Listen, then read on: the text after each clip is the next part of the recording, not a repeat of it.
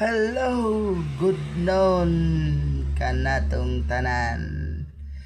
Karon pagyud ko na matag guys. Kay ako'y biyahe ron kay di man mi kadadlaw jud biyahe sa mga riders. Kay daghan man gud mi, 100 mi 100 kami mahigit. O nga ugay biyahe na ho. Nara ko sa balay maghigda-higda kay wa may laing trabaho. Og basak, wa po'y basak.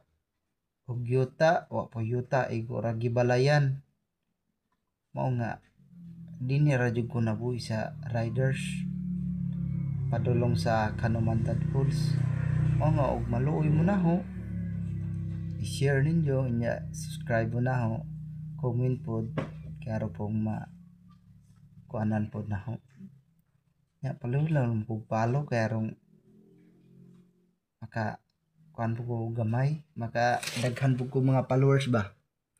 Hangyo lang ko ninyo ba. Ako lugid-ligid lang ko diri diya kay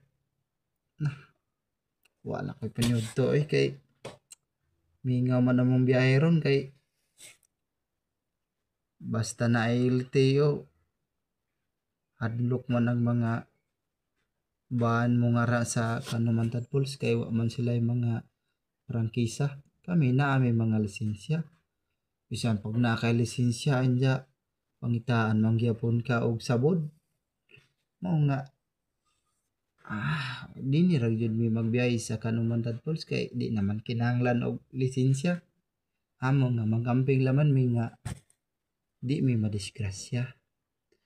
Among mga customer amo ujong ampingan arong di pud malain namo among panggaon og mahalon para kami diri sa Kanumantad riders di pud magmay sila namo among gihatag namo tanan.